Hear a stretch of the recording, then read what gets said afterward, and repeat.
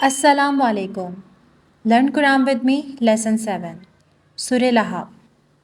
جیسا کہ ہم پہلی ویڈیو میں اس سورہ کی ریسیٹیشن سن چکے ہیں، تو اب ہم اس ویڈیو میں ہر آیت کا ترجمہ اور اس کی تفسیر جانیں گے. اس ویڈیو کو آخر تک ضرور دیکھیں اور سمجھیں کہ اللہ نے کس طرح تکبر کرنے والے اور دوسروں کو تکلیف پہنچانے والے کے بارے میں کیا سزا مقرر کر دی گئی ہے.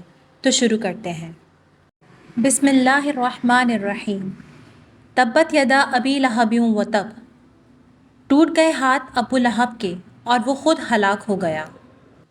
یعنی ابو لہب کے ہاتھ ٹوٹ جائیں اور وہ برباد ہو جائے. نہ اس کا مال اس کے کام آیا اور نہ اس کی کمائی. مال سے مراد اصل سرمایہ اور کمائی سے مراد اس کا نفع ہے. مطلب یہ ہے کہ کوئی سامان اس کو ہلاکت سے نہ بچائے گا. یہ حالت تو اس کی دنیا میں ہوئی اور آخرت میں وہ عنقریب یعنی مرتے ہی ایک شعلہ زن آگ میں داخل ہوگا، وہ بھی اور اس کی بیوی بھی جو لکڑیاں لاد کر لاتی ہے.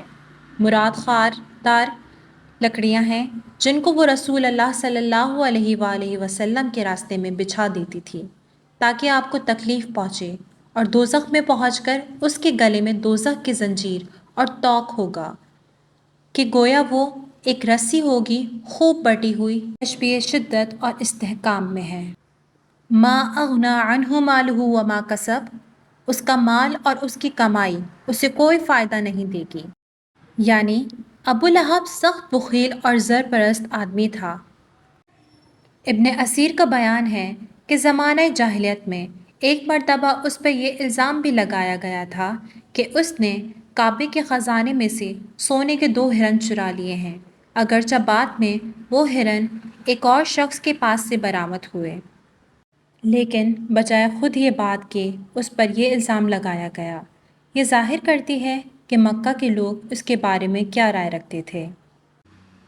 اس کی مالداری کے متعلق قاضی رشید بن زبیر اپنی کتاب الذخائر والحف میں لکھتے ہیں کہ وہ قریش کے ان 4 آدمیوں میں سے تھا جو ایک قنطار سونے کے مالک تھے. قنطار 200 اوقیہ کا اور ایک اوقیہ 3.25 تولے کا ہوتا ہے.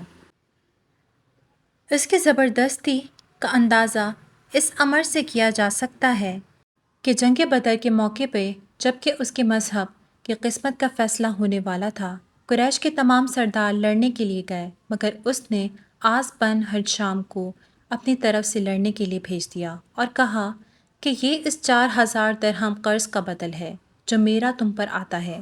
اس طرح اس نے اپنا قرض وصول کرنے کی بھی ایک ترکیب نکال لی، کیونکہ آس دیوالیہ ہو چکا تھا اور اس سے رقم ملنے کی کوئی امید نہ تھی.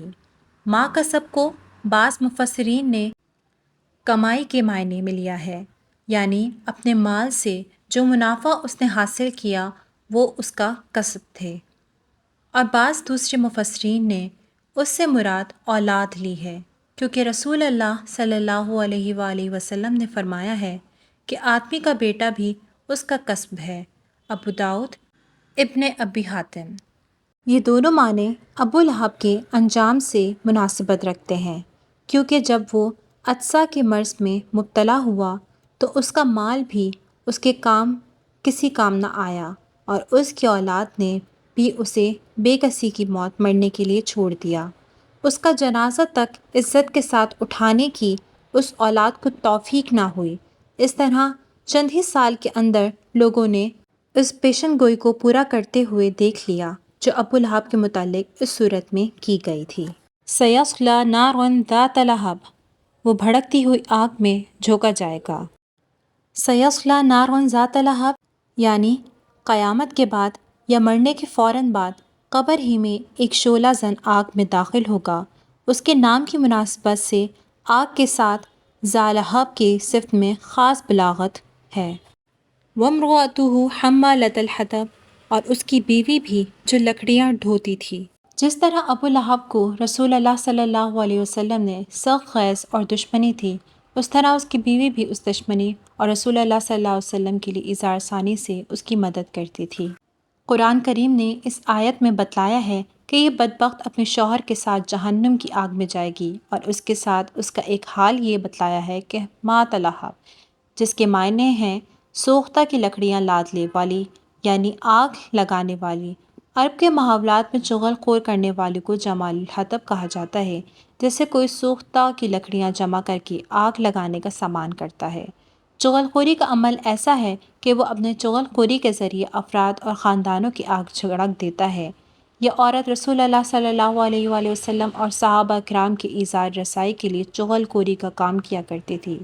اس آیت میں ابو لہب کی بیوی کو مات لہب کہنے کی تفسیر حضرت ابن عباس، مجاہد، اکرمہ وغیرہ ایک جماعت مفسرین نے یہی کی ہے کہ یہ چغل خوری کرنے والی تھی، اور ابن زید، ضحاک وغیرہ مفسرین نے اس کو اپنے حقیقی معنی میں رکھا ہے، جس کی وجہ سے یہ بتلائی ہے کہ یہ عورت جنگل سے خاردار لکڑیاں جمع کر کے لاتی تھی اور رسول اللہ صلی اللہ علیہ وآلہ وسلم کے راستے میں بچھا دیتی تھی تاکہ آپ کو تکلیف پہنچے۔ اس کی اس ذلت و خسیس حرکت کو قرآن نے مات لہب سے تعیب کیا ہے، اور بعض حضرات نے فرمایا ہے کہ اس کا یہ حال جہنم میں ہوگا کہ اپنے شوہر پر جہنم کے درخت و زقوم وغیرہ کی لکڑیاں لا کر ڈالے گی تاکہ اس کی آگ بھڑک جائے، جس طرح دنیا میں وہ اس کے کفر و ظلم کو بڑھاتی تھی، آخر میں اس کے عذاب کو بڑھائے گی۔ چغل خوری سخت گناہ کبیرہ۔ حدیث صحیح میں ہے کہ رسول اللہ صلی اللہ علیہ وآلہ وسلم نے فرمایا کہ جنت میں چغل خور داخل نہ ہوگا، اور حضرت فضیل بن عیاض نے فرمایا کہ 3 عمل ایسے ہیں جو انسان کے تمام اعمال صالحہ کو برباد کر دیتے ہیں، روزے دار کا روزہ اور وضو والے کا وضو خراب کر دیتے ہیں، یعنی غیبت اور چغل خوری اور جھوٹ۔ عطا بن صائب فرماتے ہیں کہ میں نے حضرت شبی سے رسول اللہ صلی اللہ علیہ وآلہ وسلم کی اس حدیث کا ذکر کیا، جس میں آپ نے فرمایا 3 قسم کے آدمی جنت میں نہ داخل ہو سکیں گے: ناحق خون بہانے والا، چغل خوری کرنے والا، اور تاجر جو سود کا کاروبار کرے۔ عطا کہتے ہیں کہ میں نے اس حدیث کا ذکر کر کے شبی سے بطور تعجب کے دریافت کیا کہ حدیث میں چغل خور، قاتل اور سود خور کے برابر بیان کیا ہے۔ انہوں نے کہا کہ ہاں، چغل خوری تو ایسی چیز ہے کہ اس کی وجہ سے قاتل ناحق اور غصب اموال کی نابود ہو جاتی ہے۔ فی جیدہا حبل من مسد، اس کی گردن میں پٹی ہوئی رسی ہوگی۔ فی جیدہا حبل من مسد، مسد بسکون السین مصدر ہے، جس کے معنی رسی یا ڈور بٹنے یا اس کے تار پر تار چڑھا کر مضبوط کر کے ہیں، اور مست بختہ میم و وسیع اس رسی یا ڈور کو کہا جاتا ہے جو مضبوط بنائی گئی ہو، خواہ وہ کسی چیز کی ہو، کھجور یا ناریل وغیرہ سے، یا آہنی تاروں سے، ہر طرح کی مضبوط رسی اس میں داخل ہے۔ بعض حضرات نے جو خاص کھجور کی رسی اس کا ترجمہ کیا ہے، وہ عرب کی عام عادت کے مطابق کیا گیا ہے۔ اصل مفہوم عام ہے۔ اسی مفہوم کے عام کے اعتبار سے حضرت ابن عباس، عروہ بن زبیر وغیرہ نے فرمایا ہے کہ یہاں حبل بن مسد سے مراد لوہے کے تاروں سے بٹا ہوا رسہ ہے، اور یہ اس کا حال جہنم میں ہوگا کہ آہنی تاروں سے مضبوط بٹا ہوا توق اس کے گلے میں ہوگا۔ حضرت مجاہد نے بھی اس کی تفسیر میں فرمایا ہے من مسد ایمن حدید، اور شعبی اور مقاتل وغیرہ مفسرین نے اس کو بھی دنیا کا حال قرار دے کر حبل من مسد سے مراد کھجور کی رسی سے لی ہے، اور فرمایا ہے کہ اگرچہ ابو لہب اور اس کی بیوی مالدار، غنی اور اپنے قوم کے سردار مانے جاتے تھے، مگر اس کی بیوی اپنی خست طبیعت اور کنجوسی کے سبب جنگل سے سوختہ کی لکڑیاں جمع کر کے لاتی اور اس کی رسی کو اپنے گلے میں ڈال لیتی تھی کہ یہ گھٹا سر سے گر نہ جائے، اور یہی ایک روز اس کی ہلاکت کا سبب بن کر لکڑیوں کا گٹھا سر پر اور رسی گلے میں تھی، تھک کر کہیں بیٹھ گئی اور پھر گر کر اس کا گھٹ گیا اور اسی سے مر گئی۔ اس کی دوسری تفسیر کی رو سے یہ حال اس کی خاص طبیعت اور اس کا انجام بد بیان کرنے کے لیے مظہری مگر چونکہ ابو لہب کے گھر آنا سوسن بیوی سے ایسا کرنا مستعبر تھا، اس لیے اکثر حضرات مفسرین نے حلی ہی تفسیر کو اختیار فرمایا ہے۔ اس ویڈیو میں یہ جانیں گے کہ ابو لہب نے ایسا کیا کیا کہ اس کے ہاتھ کاٹنے کو کہا، اور اس کی بیوی کا محمد صلی اللہ علیہ وآلہ وسلم سے کیا رد عمل تھا، اور یہ سورہ کب نازل ہوئی۔ اگر آپ کو یہ ویڈیو انفارمیٹو لگی ہو تو صدقہ جاریہ سمجھ کے لائک، شیئر اینڈ سبسکرائب کریں اور قرآن کے بارے میں سیکھیں، سمجھیں اور اسے پھیلائیں۔ جزاک اللہ خیرہ۔